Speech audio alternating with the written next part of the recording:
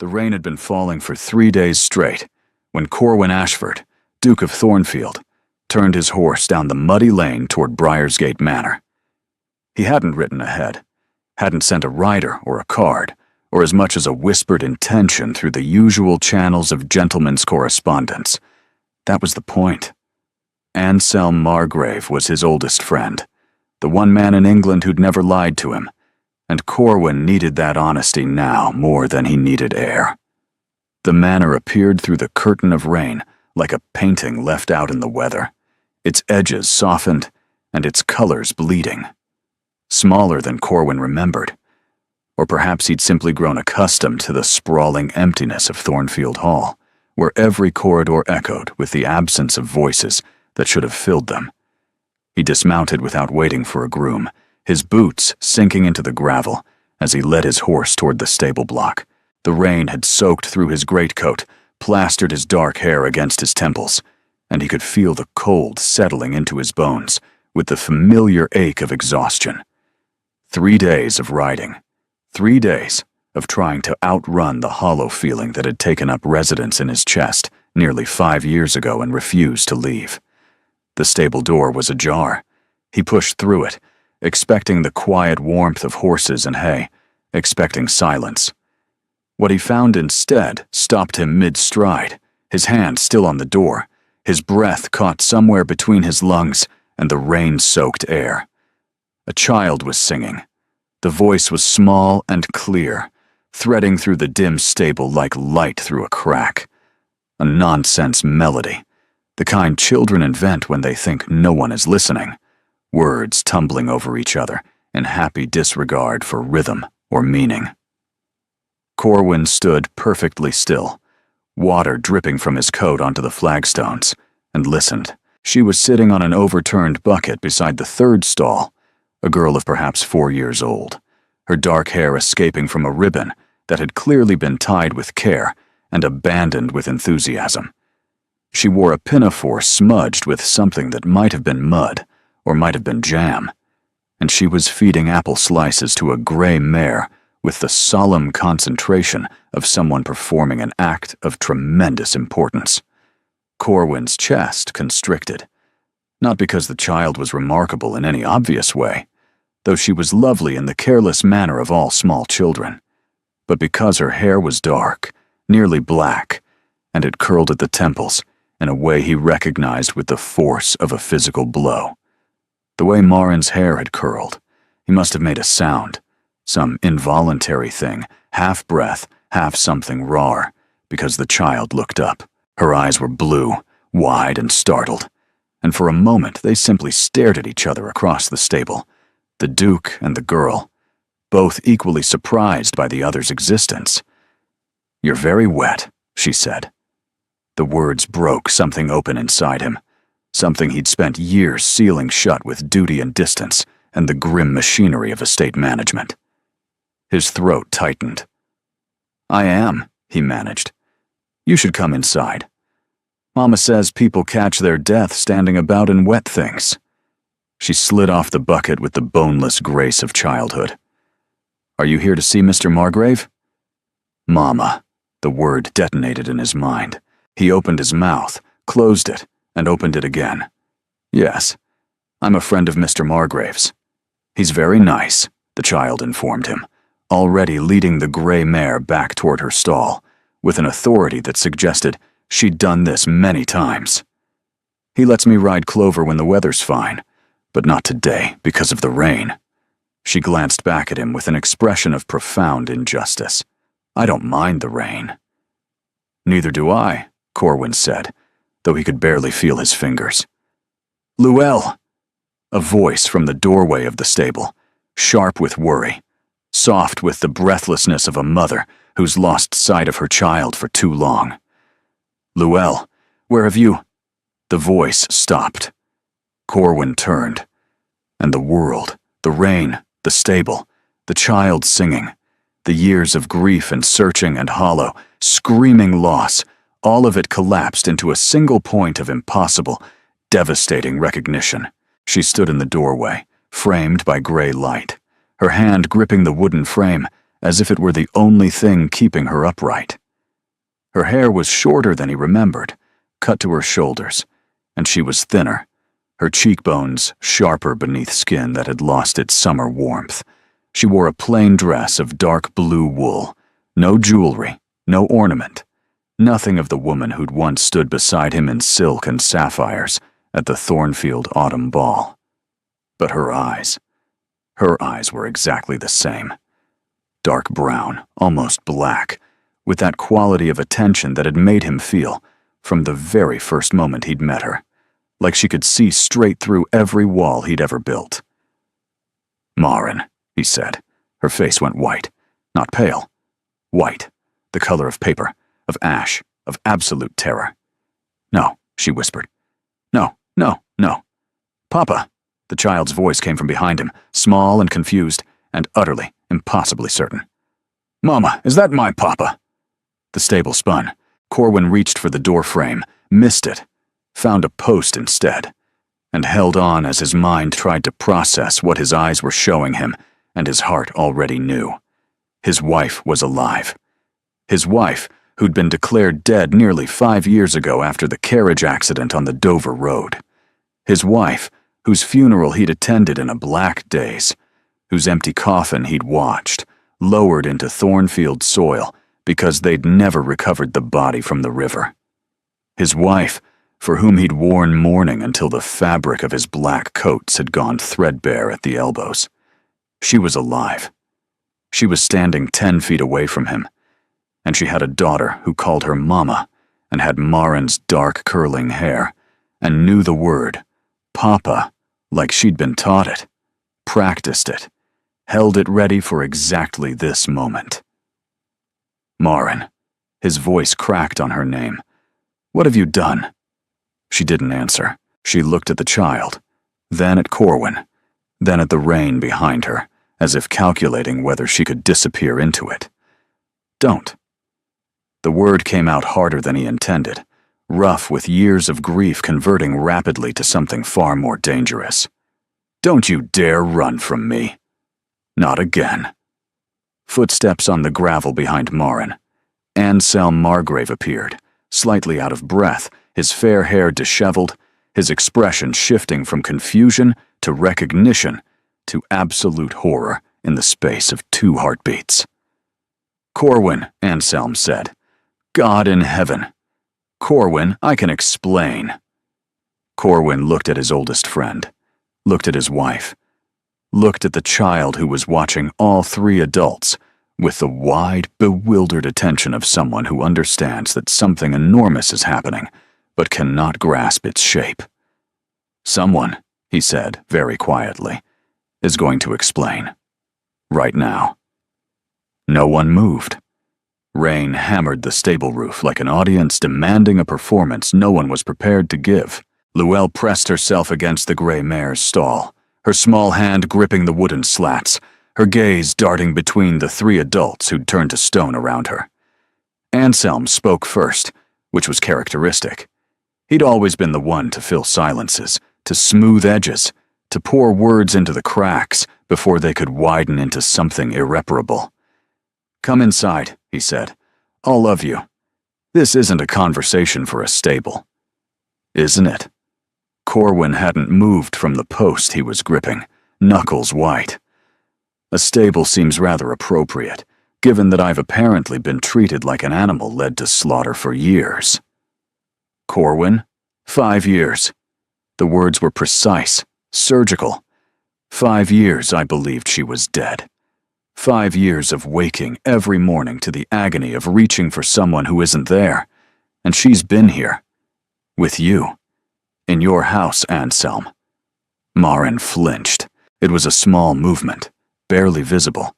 But Corwin caught it because he'd spent 5 years of marriage learning to read her body the way other men read account books, with attention, with care, with the knowledge that the margins held as much information as the figures.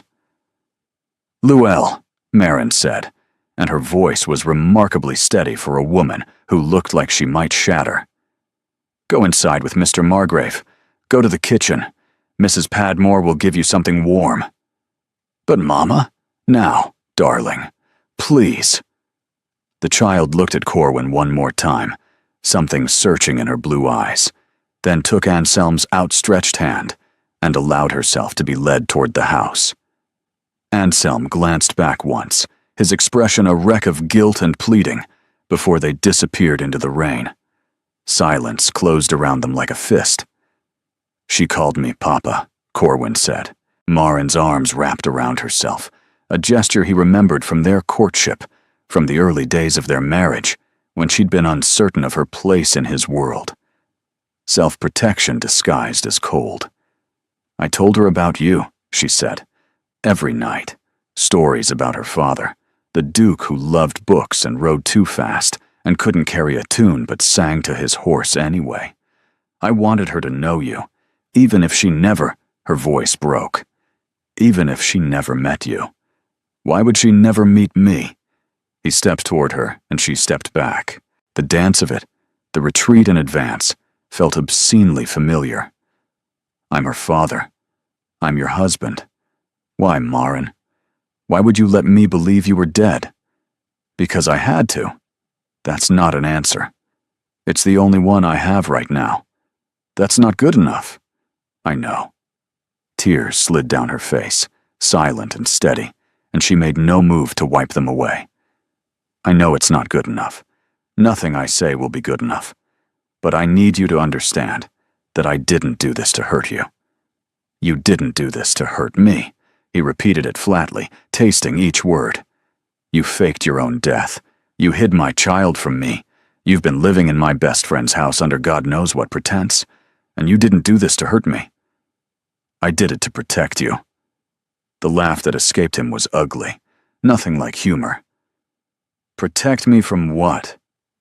Her mouth opened, closed.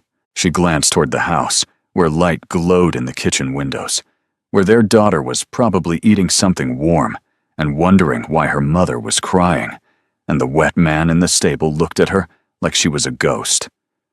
"Not here," Marin said. "Please, I'll tell you everything, but not here. Not standing in a stable in the rain like strangers." "We're strangers?" The cruelty of it surprised even him, but the pain beneath his ribs had teeth, and it was biting. "The woman I married would never have done this. I don't know who you are." She absorbed the blow without flinching this time.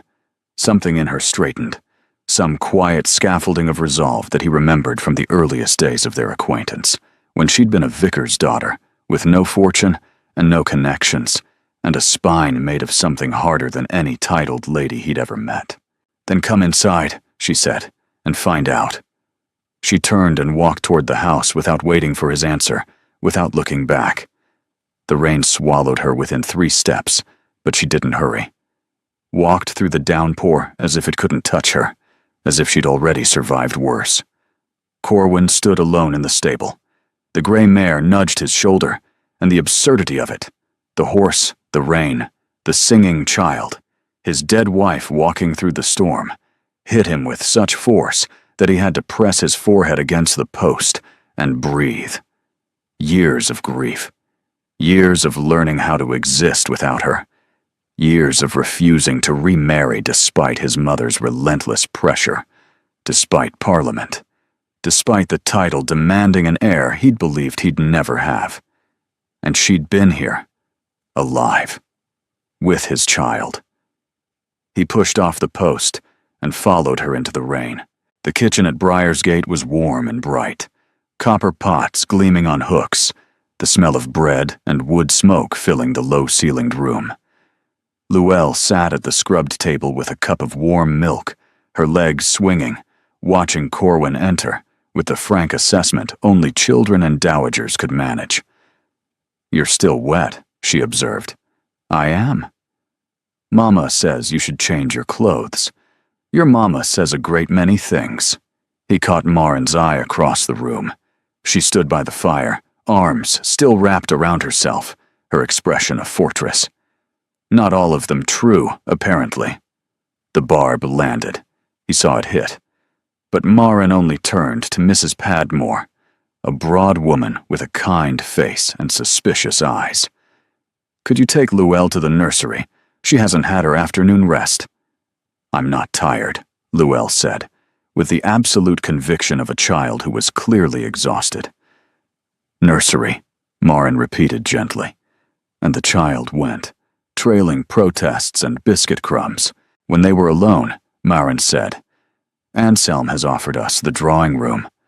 How generous of him, considering he's been harboring my wife and child." She met his eyes, and beneath the fear and the guilt, he saw something else.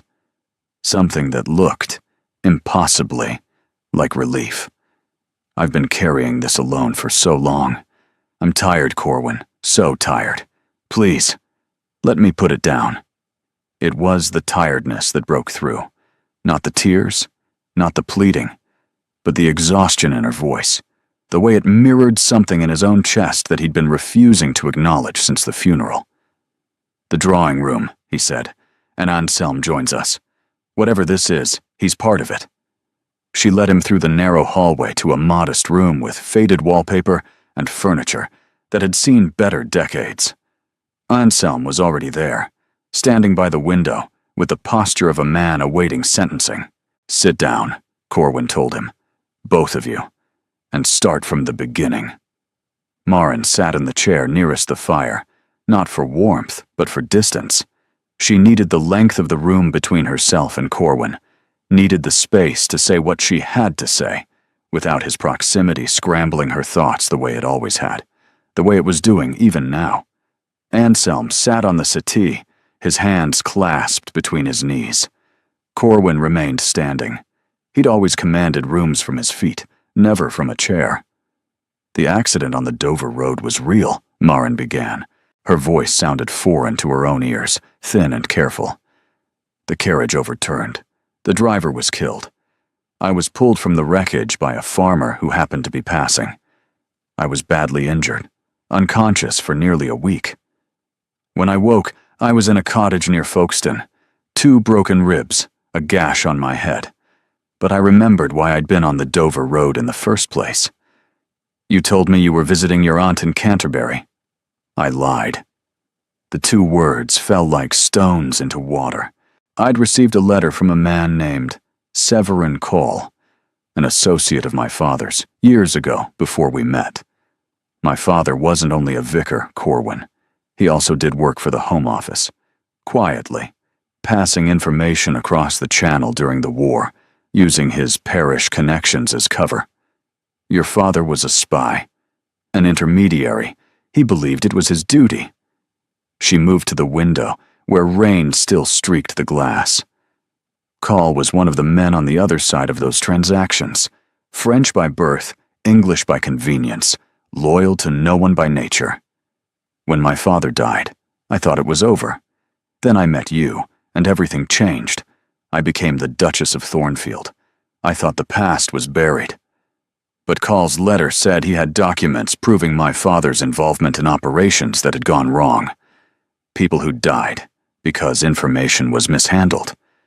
If I didn't meet him in Dover with money, he'd make everything public. You were being blackmailed. Corwin's composure cracked.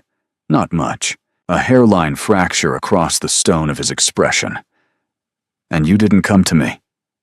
How could I? Marin turned from the window, and the anguish in her face was raw, unmanaged. You'd married a vicar's daughter, a quiet, respectable woman with no secrets. How could I tell you that my father had been passing intelligence to foreign agents? That people may have died because of his work? That a man was threatening to make it all public, to attach the name Thornfield to scandal and treason? You could have told me the truth and let me help you. And what would you have done? Paid him? He'd have come back for more. Confronted him? He'd have released the documents. Your mother spent the first 2 years of our marriage trying to convince you I wasn't good enough. Can you imagine what she would have done with the knowledge that my father was involved in espionage? The silence that followed was heavy, loaded with truths neither wanted to examine. Because she wasn't wrong. The carriage overturned before I reached Dover. When I woke in that cottage, the farmer's wife told me word had already spread. The Duchess of Thornfield was dead. The river had taken the body. Search parties called off. I called them off, Corwin said, and his voice was barely recognizable. After 6 days, they told me there was no hope. And when I understood you believed I was dead, I made a decision. The worst decision of my life. If Marin Ashford, Duchess of Thornfield, no longer existed, then Call had no one to blackmail. The documents about my father became meaningless. No scandal could touch you or the title. You stayed dead. I thought you'd be safe. Not from where I'm standing. Anselm cleared his throat. She came to me 3 years after the accident. She'd been living under a false name in a boarding house in Ramsgate with Llewellyn, who was barely a year old. Alone with a small child, terrified Call would discover she was alive. The room tilted. Corwin gripped the back of a chair. I didn't know I was with child when the accident happened, Marin said, tears falling freely now. Not until weeks later. By then I'd already let you believe I was gone. I had Llewellyn alone. When she was old enough to travel, I went to Anselm. He was the only person I trusted. Corwin looked at his oldest friend, the man who'd stood beside him at his wedding, who'd held his shoulder at the funeral, who'd written letters of condolence so tender they'd made Corwin weep alone in his study at midnight. You sat across from me at her funeral, Corwin said. You spoke. You said she was the finest woman you'd ever known. You cried. Every word was true, Anselm said, and every tear was real. I was grieving what she'd lost, what you'd both lost, what I was helping to destroy by keeping her secret. You lied to me. For years. Yes.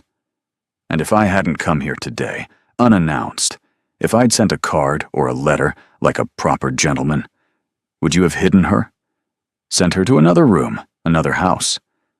The pause before Anselm answered was a fraction too long, and it told Corwin everything. I see. He moved toward the door. I'm not leaving. I'm going upstairs to change before I catch my death, as my daughter so wisely advised. When I come back, you're going to tell me everything about Severin Call. He paused, and his voice held something more terrifying than anger. The quiet, immovable authority of a man who'd just discovered he had something to fight for. Because I buried you once, Marin. I'm not doing it again. He left the room, and the silence he left behind was louder than the storm. Corwin returned in dry clothes that belonged to Anselm and fit him poorly. Too short in the sleeves, too loose across the shoulders. It should have diminished him. It didn't. He entered the drawing room with the controlled energy of a man who'd used every minute upstairs to convert shock into strategy. Marin and Anselm hadn't moved. They sat exactly where he'd left them, a tableau of guilt and exhaustion, waiting for judgment. Tell me about Call, Corwin said, taking the chair opposite Marin. No preamble. No softening. Marin explained. After the accident, she'd sent word through an intermediary that the Duchess was dead. Years of silence followed. Then letters began arriving at Briarsgate. 3 over the past year, each more specific than the last. Call knew the death was fabricated. He wanted access, introductions, the Thornfield name opening political and military doors. Corwin read the letters in silence. Marin watched his face change, the tightening around his mouth, the way his fingers pressed harder against the paper with each page. He's not asking for money anymore, Corwin said. He wants legitimacy, the kind of access that could do real damage. And if I refuse, he releases everything. My father's involvement, the failed operations, the names of people who died, the Duke who married the traitor's daughter. My father wasn't a traitor, Marin added quietly. He was a man who tried to serve his country and made mistakes. But Call has the documents arranged to tell a very different story. Corwin moved to the window. Here's what I don't understand. You chose to carry this alone. You chose to hide my daughter. And it never occurred to you that I might be able to handle the truth. It wasn't about handling it. It was about what it would cost you. You don't get to decide what I can afford to lose. He turned, and the anger in his face had shifted into something harder and more complex. You made me a widower, Marin. You made me bury an empty coffin. You made my mother so unbearable with grief that she spent years trying to marry me off to every eligible woman in 3 counties just to ensure the line continues. You let me believe I'd failed you, that I should have been there, should have insisted on a better carriage, a different route, a safer day to travel. His voice broke on the last word, and for the first time since the stable, she saw the grief beneath the fury. Not the controlled, performed grief of a duke managing a tragedy, but the raw, bleeding thing underneath. I replayed every decision, he said. Every morning, Marin. What if I'd gone with her? What if I'd cancelled Parliament? What if I'd told her I loved her one more time before she left? The guilt of a man who believes he could have prevented his wife's death. Do you have any idea what that does to a person? Yes, because I've been living with the guilt of causing it. The silence between them was different now. Not cold accusation, but the heavy silence of 2 people who'd both been drowning and only just realized they'd been in the same water. I have conditions, Marin said. You have conditions. First, Luelle is not leverage. She's not a bargaining piece, not a public revelation to be timed for maximum effect. Whatever we decide about Call, about the marriage, about the future, her safety comes first. Always. Agreed. What else? Second, I'm part of every decision, not informed after the fact, present and participating. Also agreed, though your last independent decision involved faking your own death, so perhaps some collaboration is warranted. It was so precisely the kind of dry observation the Corwin she'd married would have made that Marin almost laughed. Third, when this is resolved, I decide what comes next. For me and for Luelle. If I choose to return to Thornfield, it's because I choose it. I won't be installed back into a life like a painting rehung on a wall because it suits the composition. You're asking me to accept that I might get you back only to lose you again. I'm asking you to let me choose freely. Agreed. All 3. Now I have one of my own. I want to know my daughter, starting now. Whatever you and I are to each other, I've lost years of her life. I won't lose another day. This one cost Marin. She could see what it meant for him, the raw, undisguised hunger of a father who'd missed his daughter's first word, first steps, first everything. But she could also see what it would mean for Luelle, a father appearing fully formed, expecting to fill a space that had been imaginary until 3 days ago. Children adapted, but children also broke. On one condition, she said, you're negotiating my negotiation. I'm asking you to let her set the pace. She's been told about you. She wants to know you. But wanting and being ready aren't always the same thing. Fair. He held out his hand, not to shake, to hold. The gesture was so simple, so instinctive, that she took it before she could think. His fingers closed around hers, and the warmth of it, the shock of touching him after so long, sent something electric through her chest. Then we have an agreement, Corwin said. Now, let's discuss how to destroy Severin Call. The world didn't end that afternoon. It simply rearranged itself into a shape none of them recognized. Corwin sent word to Thornfield that he'd been delayed. He gave no reason. Dukes were not required to give reasons, which was one of the few advantages of the title that he appreciated without reservation. For now, he stayed. Briarsgate was nothing like Thornfield. 11 rooms instead of 50. A staff of misses. Padmore, the housekeeper. A cook named Odile, who sang hymns while she worked. 2 maids, and a groundskeeper so elderly, he appeared to be part of the landscape. The furniture was comfortable rather than impressive. A cat of uncertain lineage had claimed the best chair in the parlor as sovereign territory, and defended it with the focused aggression of a creature that had never heard of the aristocracy, and wouldn't have been impressed if it had. Llewellyn took to Corwin's presence with the terrifying adaptability of children who've been primed for exactly this moment. She'd been told stories about her father for as long as she could remember, had built him in her imagination from Marin's nightly tales, and now here he was, real and awkward, trying to fit himself into the outline of the man she'd invented.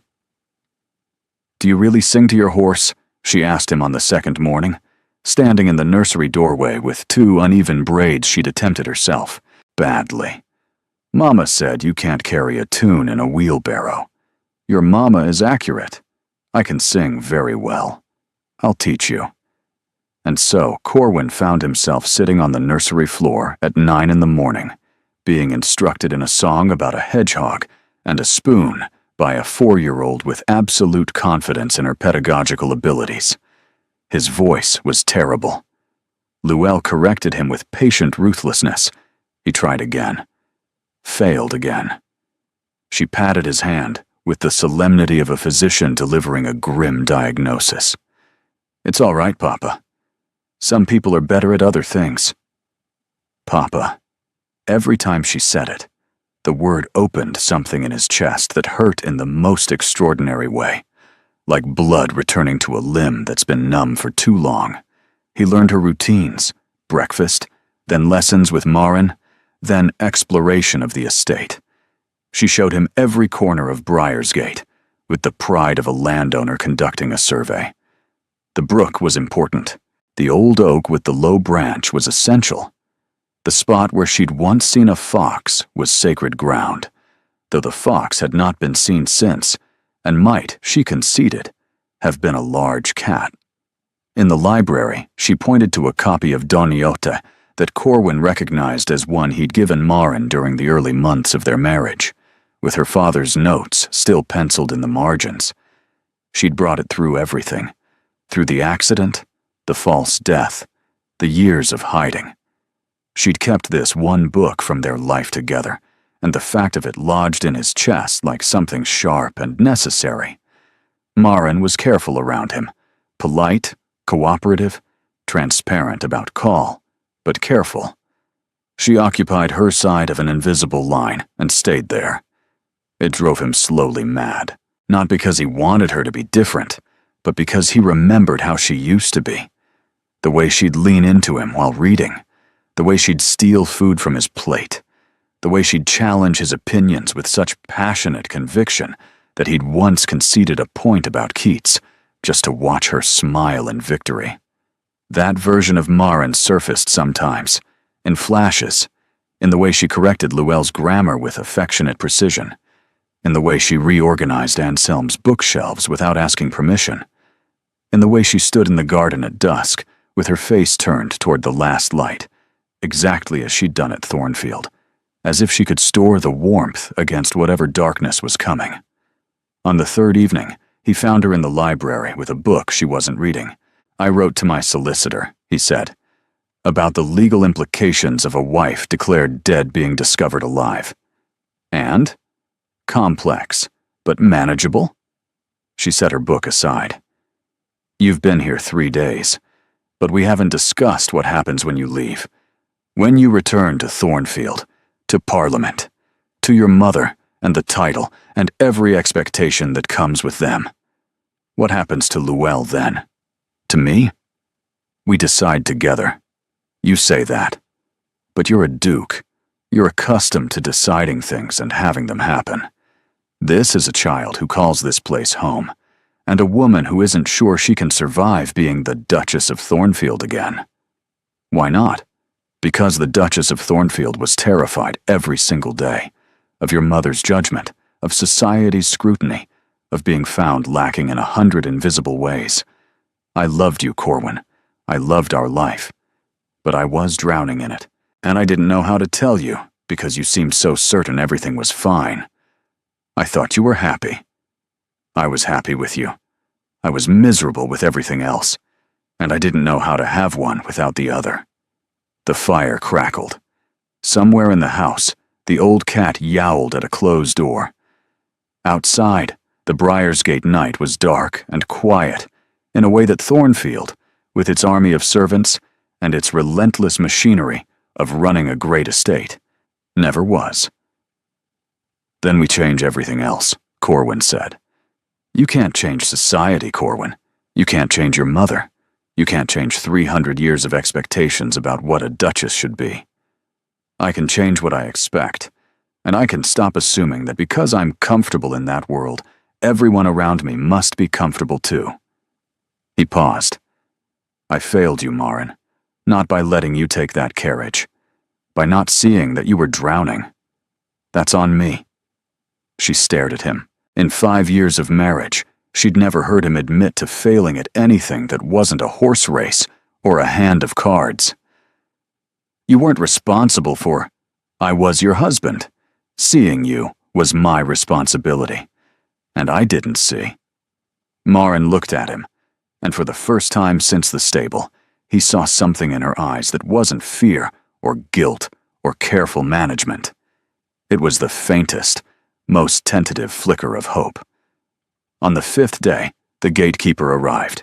Corwin heard the carriage before he saw it, the crisp percussion of matched horses on gravel. He was in the garden with Luelle, who was showing him how to identify beetle species on the underside of leaves when the sound reached them. He knew. Before the carriage rounded the bend, before the door swung open, before the black silk and silver-topped cane appeared, he knew. Perpetua Ashford, Dowager Duchess of Thornfield, descended with the precision of a woman who'd been dismounting from carriages for 63 years and had perfected each movement to eliminate any suggestion of effort. She was not tall, but she had never needed height. What she possessed instead was density, a compression of will and expectation and social authority into a frame that seemed to occupy more space than physics should allow. Don't mother me in that tone, she said, before Corwin had finished his first word.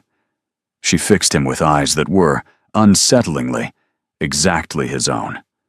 Blue, sharp, missing nothing. Your solicitor's clerk has a weakness for brandy and a stronger weakness for gossip. I've known for 2 days that you're here, and I've known for 1 day why. In the drawing room, she sat in the best chair, the one the cat usually occupied, and leveled her gaze at Marin with the unblinking focus of a hawk. You married my son against my wishes. I tolerated it because he was determined. I spent 3 years attempting to polish you into something suitable. I arranged introductions, corrected your comportment, defended your origins to people who questioned them, and you repaid me by dying. I repaid you by trying to protect your family from scandal. Scandal? You think I can't manage scandal? I've managed scandal since before you were born. I managed your husband's grandfather's gambling debts. I managed the rumor that the Thornfield fortune was built on smuggling, which, incidentally, it partially was. Scandal is not a crisis, girl. It's a weather pattern. You prepare for it, endure it, and move on. You think I would have let some French bottom feeder with forged documents destroy a 300-year-old dukedom? I would have crushed him before he finished his first sentence. I would have had him deported, discredited, and living in a ditch within a fortnight. But you didn't give me the chance. You didn't give any of us the chance. Because you decided, alone, frightened, and convinced you were the only person capable of managing the situation, that dying was preferable to trusting your family. The words struck Marin with visible force, not because they were unkind, but because buried inside was an accusation she couldn't deny. She hadn't trusted them. She hadn't trusted Corwin to handle the truth, hadn't trusted the Dowager to fight the battle, hadn't trusted the machinery of the dukedom to protect its own. You're right, Marin said. The Dowager blinked. Whatever she'd expected, it wasn't concession. I should have come to you. Both of you. I should have trusted that the family I'd married into was strong enough to withstand the threat. I was afraid, and I let that fear make my decisions. And in doing so, I caused more damage than Call's documents ever could have. When the dowager demanded to be left alone with Morin, Corwin obeyed reluctantly. Inside, the dowager's voice changed. Stripped of performance, the voice she used when the audience was gone, and only the truth remained. "I mourned you," she said. "Not publicly. I don't do things publicly unless they serve a purpose. But privately, in my rooms, alone, I mourned the woman my son loved. Because whatever I thought of your origins, you made him happy. Genuinely, foolishly, recklessly happy. And when you died, I watched that happiness drain out of him like blood from a wound. I watched him become his grandfather. Cold, dutiful, empty. And I swore I would fix it. I would find him another wife, someone who could at least approximate what you'd given him." Morin was crying now, silently, her hands gripping each other in her lap. "So when I say I could have managed the scandal, I'm not boasting. I'm telling you that I would have done anything to spare my son what he's been through, and you took that chance from me." "I'm sorry," Morin whispered. "Sorry doesn't give me back 5 years of watching my son disappear into himself. Sorry doesn't undo the funeral I attended for an empty coffin." The dowager's voice went hoarse. "Sorry doesn't change the fact that I stood in my son's study and watched him hold your portrait and weep, and I could do nothing. Nothing. Because I didn't know you were alive." The clock ticked. The fire crackled. Outside, a bird sang with the oblivious cheerfulness of a creature unburdened by human catastrophe. "Show me the child," the dowager said. Corwin lifted Luelle onto his hip. She studied the dowager with the fearless curiosity that was her defining trait. The dowager studied her back. 2 pairs of blue eyes, separated by 6 decades, conducting a mutual assessment with identical intensity. "She has the Ashford eyes," the dowager said quietly. "She has my temperament," Morin said. "God help us all," but her hand trembled. "Come here, child." Luelle crossed the room with fearless directness. "Hello, I'm Luelle. I can sing. Do you want to hear?" The dowager's composure, the iron architecture of 63 years of aristocratic self-control, shattered. She pulled the child onto her lap with a fierceness that was not gentle, but was, unmistakably, love. "Yes," she said, her voice breaking. "I very much want to hear." When the song ended, Luelle patted the dowager's cheek with one small hand. "You're crying. I'm furious. 5 years I could have known her." "I know," Morin said. "This is unforgivable. I know." When Luelle departed without protest, evidently satisfied that the important lady had passed inspection, the dowager pressed her lips together, wiped her face with one efficient motion, and became, once again, formidable. "This is what will happen. You will return to Thornfield. All of you. The child will be presented as your daughter. We will construct a story. Illness, convalescence abroad, a physician's orders for solitude. It will be thin. People will talk. I don't care. What matters is the official narrative." "And Call?" Corwin asked. The dowager's eyes turned cold. "Leave Call to me." The return to Thornfield was orchestrated with the dowager's characteristic precision. The household received Morin with the warmth of servants who'd genuinely liked their mistress. Mrs. Calloway, the housekeeper, wept openly. Dawes, the butler, cleared his throat 7 times during his welcome speech and had to excuse himself. The kitchen sent up a meal 3 courses more elaborate than necessary, which was the cook's way of saying what she couldn't put into words. Luelle was overwhelmed, becoming quiet and attached to Morin's skirt. She fell asleep that first night clutching a stuffed rabbit that Mrs. Calloway produced with the cryptic explanation that it had been waiting. The first test came 3 days later. Lady Whitmore was hosting an afternoon gathering and had specifically requested the Duchess of Thornfield. "They want to inspect me," Morin said. "Same thing, different verb. You'll be charming, composed, and appropriately grateful. If someone asks directly, you look them in the eye and say some experiences are too painful to discuss. Sympathy is a weapon, girl. Learn to wield it.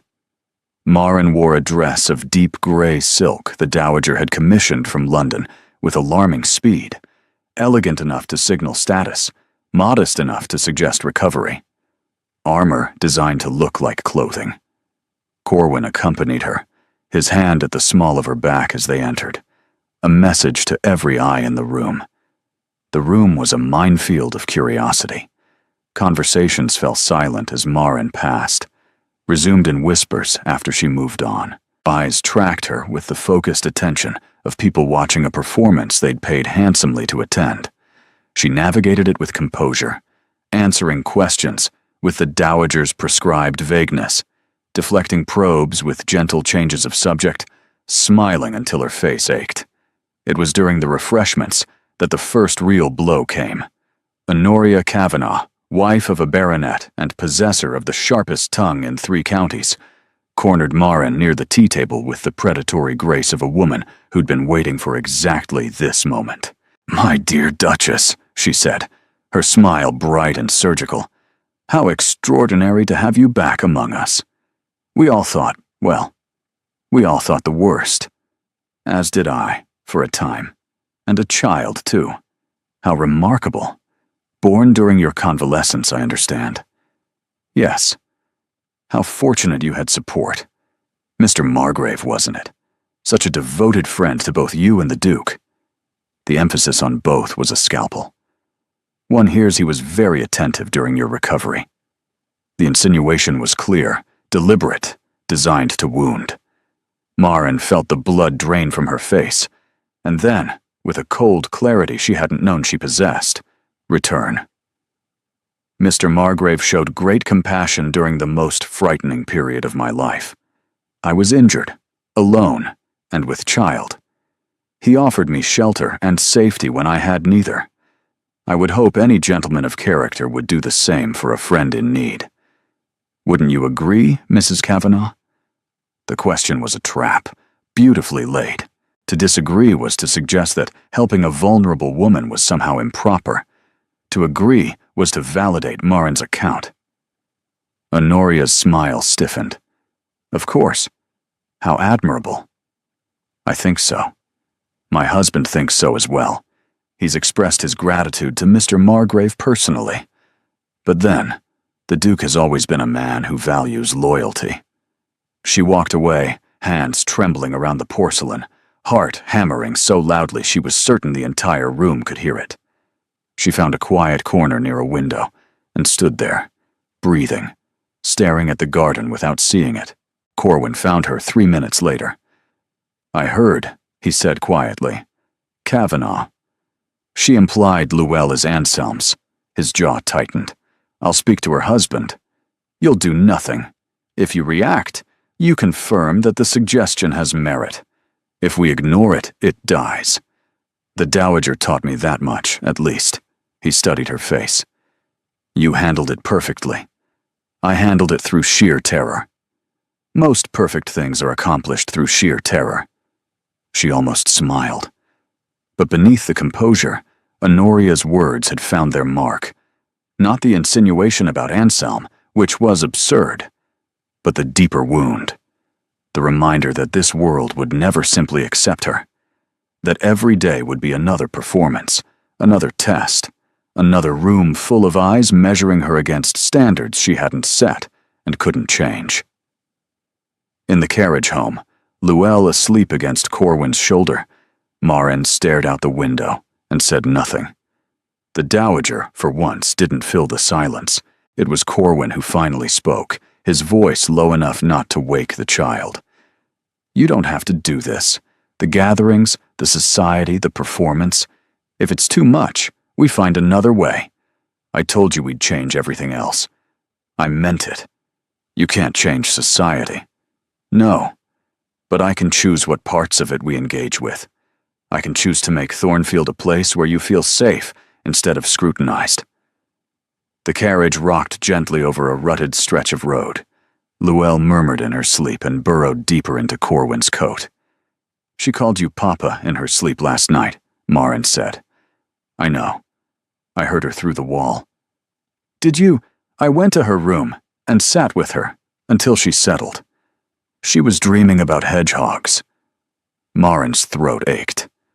This man, this careful, wounded, impossible man, who sat in the dark beside a daughter he'd known for barely a fortnight, and listened to her dream. I want this to work, she whispered. I'm just terrified it can't. Then we'll be terrified together. That's better than being terrified alone. 2 weeks at Thornfield. They slept in separate rooms. This was understood without discussion, a boundary neither pushed against, though Marin sometimes heard Corwin's footsteps in the corridor late at night, pausing outside her door before continuing to his study. She never opened the door. He never knocked. Luelle adapted with the resilient pragmatism of childhood. The nursery became her kingdom, and within a week she'd organized it to her specifications, which involved a diplomatic incident with the Dowager over whether a 4-year-old required her own writing desk. The Dowager conceded with imperial dignity. The child is willful, she told Corwin. She's determined. Willful, like her mother. A pause. I've ordered the desk from London. Corwin and Marin circled each other like planets in adjacent orbits, close enough to feel the pull, but careful to maintain distance. They shared meals. They discussed Luelle's routines. They reviewed the Dowager's progress on the call situation, which was proceeding with a thoroughness that suggested the Dowager had been waiting her entire life for an enemy worthy of her talents. She'd been writing letters at a furious pace, and the replies that arrived bore seals and signatures that Corwin recognized from circles far above ordinary society. But they didn't talk about themselves, about the marriage, about what was growing between them in the silences, in the accidental touches, in the way their eyes met across rooms and held for a beat too long. People who've been broken don't reassemble on schedule. It was Luelle who forced the breach. On the 15th night, a storm rolled across the estate, with a violence that turned the sky green and set the horses screaming in their stalls. Thunder cracked so close the windows rattled, and Luelle, who'd been sleeping peacefully, woke screaming. Marin reached the nursery first. Luelle was sitting upright in bed, her face wet with tears, her small body shaking. Mama, the sky is breaking. It's thunder, darling. Just thunder. It can't hurt you. It's so loud. It's angry. It's not angry. It's just weather being noisy. But what if it breaks the house? It won't break the house. This house has been here for 300 years. Footsteps in the hallway. Corwin appeared in the doorway, hair disordered, a candle in his hand. His eyes found Luelle first, then Marin, and the relief on his face was so naked it hurt to look at. He crossed the room and knelt beside them, setting the candle on the nightstand. Luelle, look at me. Do you know what my father told me about thunder when I was your age? She peeked at him with one eye. What? He said thunder is the sound of the sky applauding. When lightning does something especially brilliant, the sky claps for it, like when you sing a good song and everyone claps. Luelle considered this with the grave attention of a philosopher evaluating a new hypothesis. The sky likes lightning? Very much. They're old friends. Can you stay, both of you, until the sky stops clapping? Corwin looked at Marin. The question in his eyes wasn't about the child. Of course, Marin said. They arranged themselves on the small bed. Within minutes, Luelle's breathing had slowed to the deep, trusting rhythm of a child who felt safe. In the candlelight, Corwin and Marin looked at each other across the geography of Luelle's tangled hair. Your father really told you that? Marin whispered. No, I made it up just now. It was good. She's a demanding audience. Silence. Rain softened against the windows. I missed you, Corwin said, barely audible. Not the Duchess. Not the idea of you. You. The way you argue about poetry. The way you can't eat an orange without getting juice on your chin. I missed the specific, ridiculous, irreplaceable you. I missed you too, every night. I'd lie awake trying to remember what your voice sounded like, terrified of forgetting. And did you? Forget? No. But I convinced myself I had. It was easier to grieve something lost than to ache for something I'd chosen to give up. You didn't give me up. You tried to protect me. You were wrong about the method, but not about the motive. That's very generous. It's very true. His hand found hers across their sleeping daughter. His fingers closed around hers, warm and careful and certain. I'm not angry anymore, Marin. Anger requires believing someone acted out of malice, and you acted out of love. Misguided, infuriating, catastrophically self-sacrificing love, but love nonetheless. I don't know how to be your wife again. I don't know how to be the Duchess. Then don't be the Duchess. Be Marin. Be the woman who reads dragons to our daughter and keeps a battered book through the worst years of her life because it mattered more than anything else she owned. The Duchess can sort herself out later. Corwin, yes. I'm going to do something I should have done years ago. What's that? Trust you. She lifted his hand to her lips and kissed his knuckles, gently, without performance or pretense. It wasn't a grand gesture.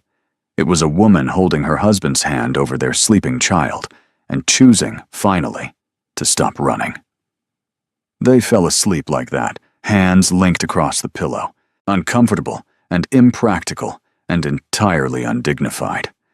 It was also the first night in years that either of them slept without dreaming of loss. The letter arrived on a Tuesday, addressed to Corwin, unfamiliar handwriting, plain wax seal. He read it at the breakfast table, and his expression simply closed, shutters drawn, locks engaged. Call, he said. He wants a meeting, tomorrow evening, at the 3 Crowns Inn. He claims to have new documents, ones linking Marin directly to the intelligence operations. Letters she supposedly wrote. Correspondence that proves she wasn't merely the daughter of an intermediary, but an active participant. That's a lie, Marin said. I was a child when my father was doing that work. I never wrote anything. I believe you. But belief and proof are different currencies. His jaw tightened. There's more. He mentions Luelle. He says if his terms aren't met, he'll ensure her legitimacy is publicly questioned. That's monstrous, Marin whispered. It's strategic, the Dowager said flatly. He's attacking from multiple angles. Espionage documents threaten reputation. The paternity question threatens the succession. He's constructed a pincer movement, crude but effective. Marin looked at Corwin. He can't prove that. He can't prove anything about Luelle's parentage because there's nothing to prove. She's yours. I know she's mine. But proof and insinuation operate in different theaters, and he knows it. Corwin folded the letter with deliberate care and placed it beside his plate.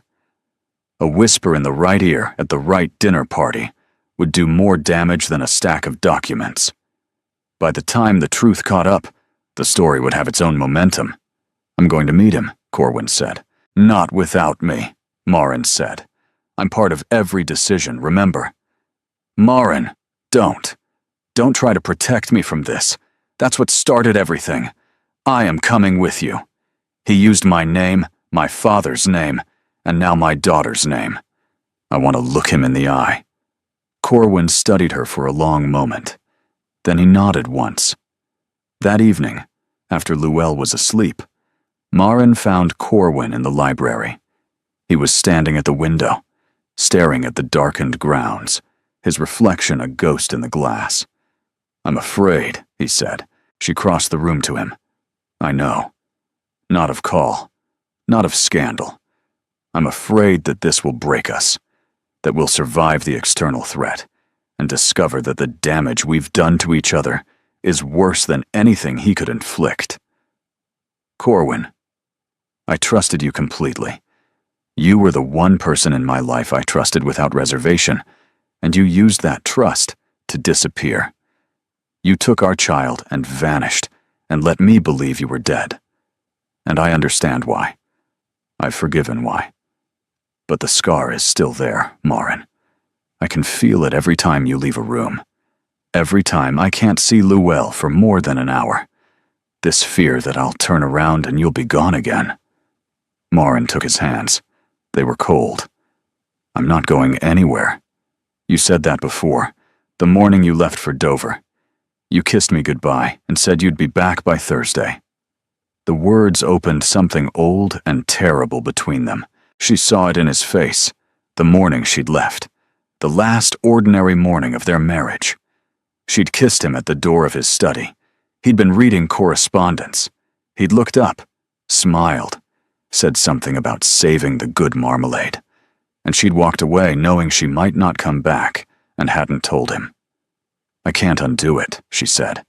I can't unlive that morning or unmake that choice, but I can promise you that I will never, as long as I breathe, make a decision about our family alone again, not out of fear, not out of protection, not for any reason. We face everything together, even if together is harder, even if together is terrifying. He pulled her close, pressing his forehead against hers. They stood there in the library, holding each other in the firelight, two people who'd already survived the worst thing they could do to each other, and were now trying to survive the world, doing its worst instead. Tomorrow, he said, we face Call together. Together. He kissed her, not gently, not carefully, not with the tentative caution that had characterized every interaction since the stable at Briarsgate. He kissed her like a man who'd spent years remembering what it felt like to hold the person he loved, and was done pretending that memory was enough. She kissed him back, with everything, with years of loneliness and regret, and the desperate, ferocious hope that it wasn't too late to rebuild what she'd demolished. When they parted, breathless, she said, "That was impulsive. My mother would disagree. She'd say it was overdue." The Three Crowns was a coaching inn of respectable reputation and unremarkable appearance, the kind of place where transactions happened in private rooms, and the staff had been trained to forget faces as quickly as they learned them. Severin Call was already waiting. He was not what Marin had expected. Older, heavier, dressed with the careful tastelessness of someone who'd studied wealth without understanding it. His smile was the kind that never reached his eyes. "Your Grace." And the Duchess, risen from the dead. How biblical. "Mr. Call," Corwin said. His voice was ice poured into a glass. "Sit down. This won't take long." "Won't it? I was hoping we might discuss matters at length. There's so much to cover." Call's gaze slid to Marin. "You look well, Your Grace. Better than I expected for a woman who spent years hiding in a bachelor's house." "You mentioned documents," Corwin said, ignoring the provocation. "I want to see them." Call produced a leather folder and laid it on the table with the satisfaction of a card player, revealing a winning hand. Letters, memoranda, fabricated correspondence, supposedly in Marin's handwriting.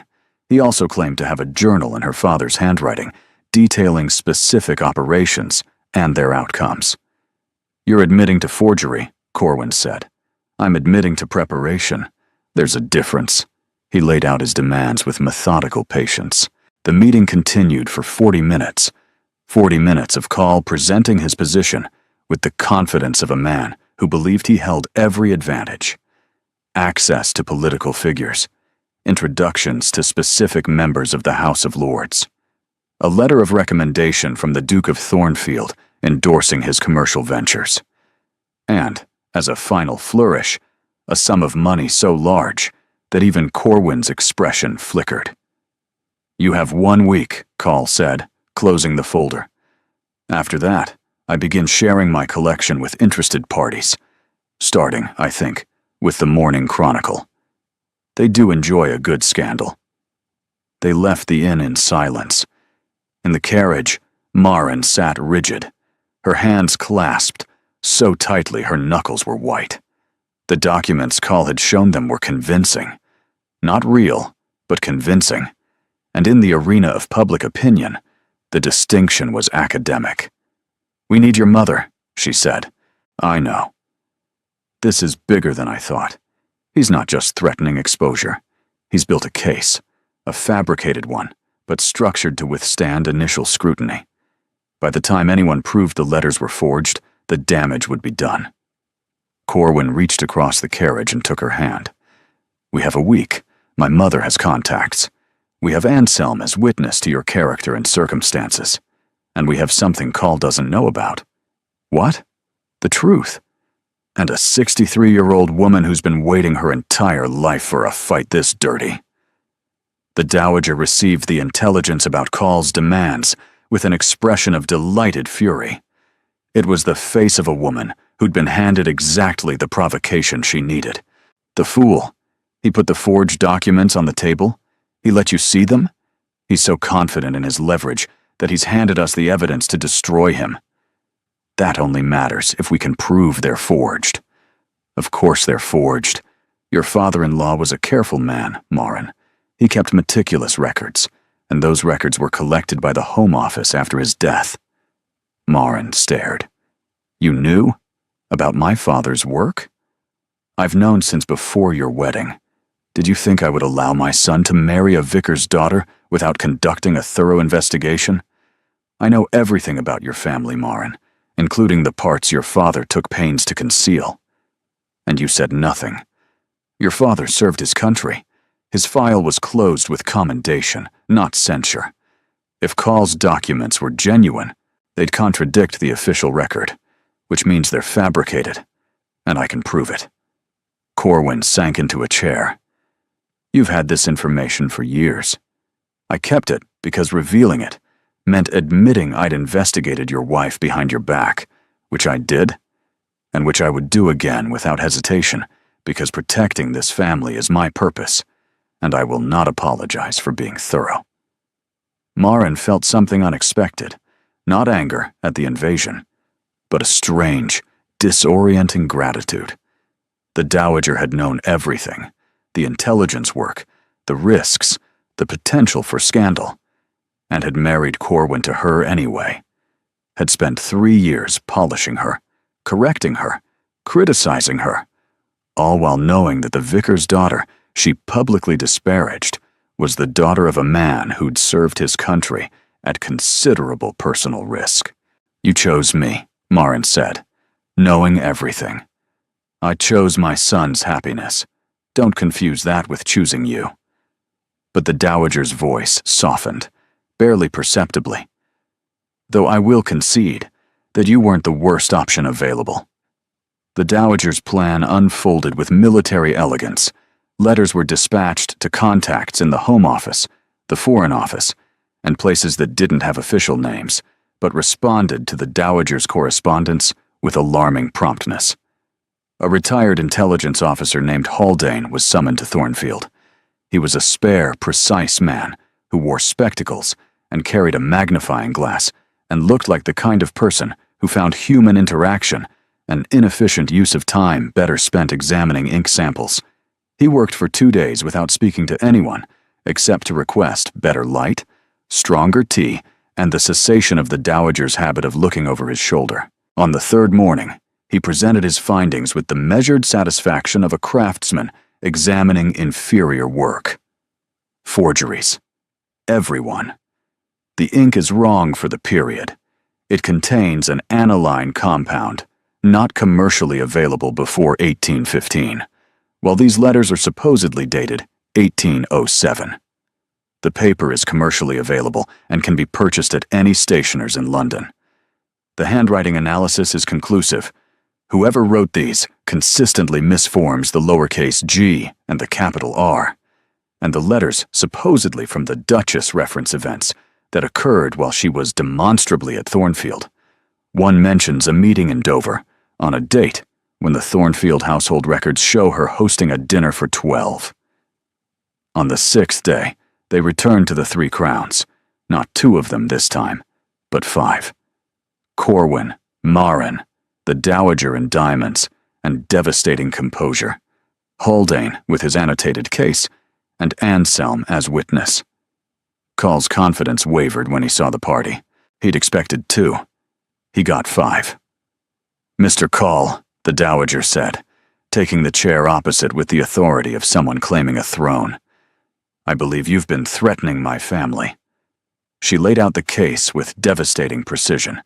Haldane's expert findings, the Home Office records, the magistrate who was a personal friend, the editor of the Morning Chronicle, who was her goddaughter's husband, and who would sooner set his own printing press on fire than publish unverified slander about the Thornfield family. "You have 2 options. Surrender every document, leave England, and never contact this family again, and we don't pursue criminal charges. Or I destroy you. Completely. You chose to threaten my grandchild's legitimacy, Mr. Call. Grandmothers are not known for restraint when children are involved." The silence was absolute. Call looked at each of them in turn. At the Dowager, immovable. At Corwin, whose expression promised that anything his mother left standing, he would finish. At Marin, who met his eyes without flinching. At Haldane, whose testimony could end careers. At Anselm, who sat with his loyalty visible. "Option 1, Call said. "A sensible choice." In the carriage afterward, the silence felt different from every silence before. Light.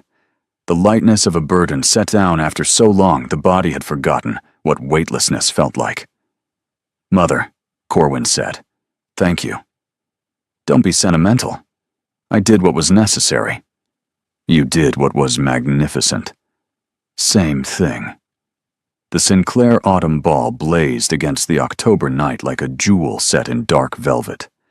Marin stood at the top of the grand staircase in a gown of midnight blue silk, embroidered with silver thread that caught the candlelight. The sapphires at her throat had belonged to Corwin's mother, and the Dowager had presented them that evening with a gruffness that failed entirely to disguise the significance. "They were hers," the Dowager said. "Now they're yours. Try not to lose them. They're worth more than this house." "Ready?" Corwin murmured beside her.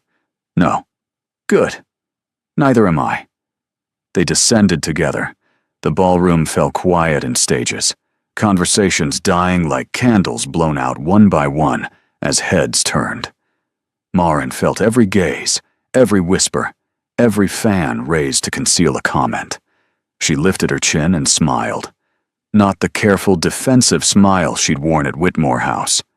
A real smile, earned and imperfect. The smile of someone who'd survived the worst and was still standing. The orchestra began. "May I have this dance, Your Grace?" She took his hand. They moved onto the floor together, and the room watched. "Everyone is staring," Marin whispered. "I know. Honoria Kavanagh looks like she's swallowed something unpleasant." That's her standard expression. I've always assumed it's architectural rather than emotional. Marin laughed, actually laughed, out loud, in the middle of the Sinclair ballroom, and the sound of it was so unexpected, so entirely human, amid the gilded performance of society, that several nearby couples turned with genuine surprise. "I love you," Corwin said, quietly, under the music, for no one but her. "Not because you came back, not because you gave me Luelle. I love you because you're Marin, because you make me want to be present. Not the Duke, not the title. Me." The Dowager appeared at the edge of the floor after the waltz. She crossed to Marin, took her hand, and turned to face the room with the air of a general who has won a campaign and is now accepting the surrender of the opposition. "I believe you all know my daughter-in-law," she said, her voice carrying with the practiced projection of a woman who'd been commanding rooms for 6 decades. "The Duchess of Thornfield returned to us after a prolonged illness. We are grateful for your continued friendship and discretion." It was not an explanation. It was a decree.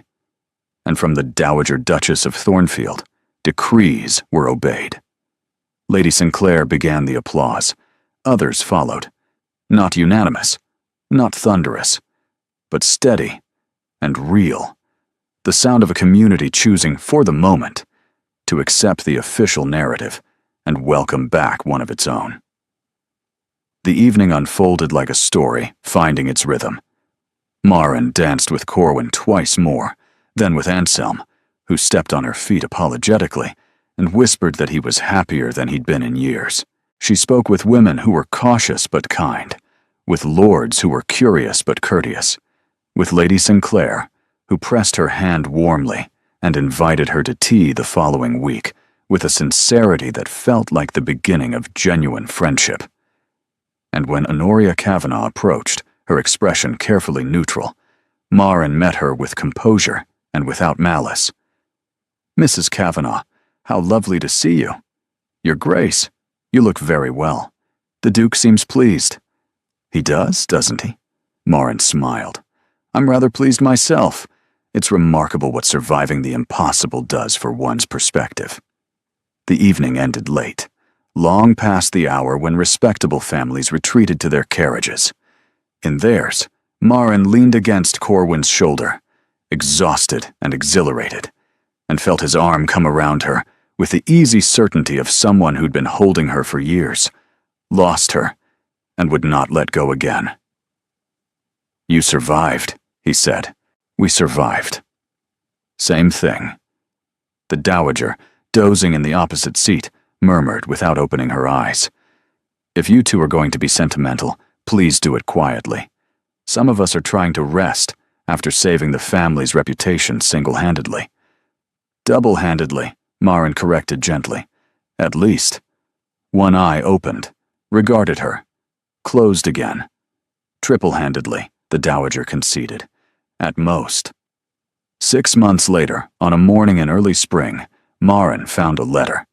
She was in the Thornfield Library, which had become her sanctuary, the room where she read to Luelle in the afternoons and debated literature with Corwin in the evenings, and occasionally sat alone in the quiet, simply breathing, simply being present in a life she'd almost lost. The letter was tucked into the pages of the Doniote, the copy she'd carried through everything, the book that had survived her death and resurrection because some things are too important to leave behind. It was in Corwin's handwriting, but not recent. The paper was older, slightly yellowed, the ink faded. She opened it carefully. "My darling Maren, I am writing this in the study a year after the funeral. I know you'll never read it. I know you're gone. But I need to say what I couldn't say at the service, what I can't say to anyone, because they would try to comfort me, and comfort is the last thing I want. I want you. I want the sound of your voice arguing about poetry. I want the way you can't eat an orange without getting juice on your chin. I want your hand in mine at the opera, your laughter in the garden, your absolute refusal to let me win any argument simply because I'm a duke.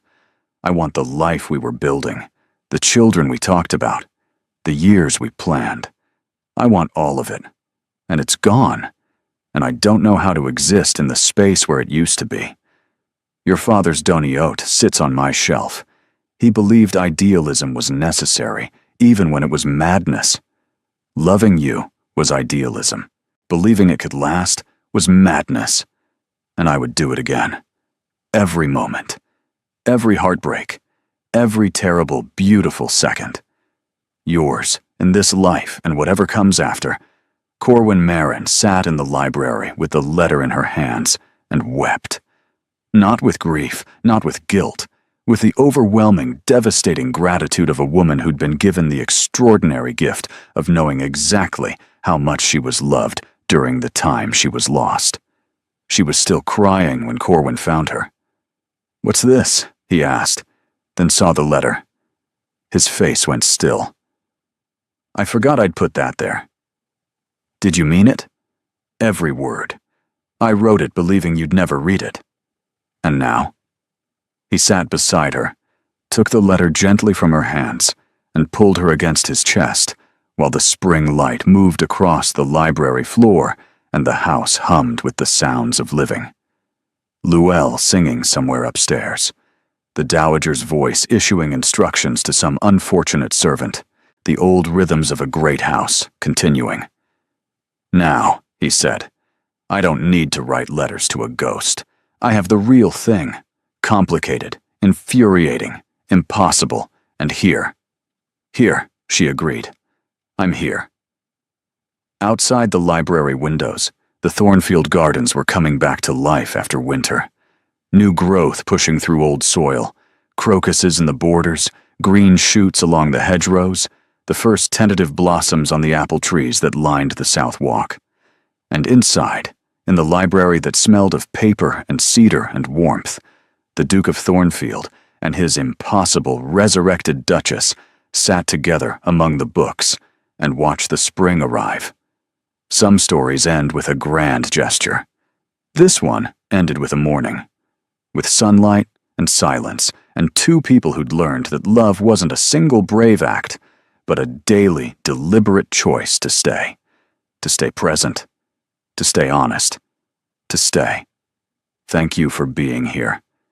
You are the reason these stories exist, because you believe in love that fights through the impossible, in characters who choose truth over safety, in endings that feel earned because they were. Your presence makes this space warm and meaningful, and I am grateful for every moment you spend with these characters. Do you have a favorite line or scene? Your engagement helps me understand what moves you, what keeps you listening, and what kinds of stories to create next. Consider subscribing if you'd like more stories with emotional depth and genuine character growth. Thank you for being here. You make this community what it is.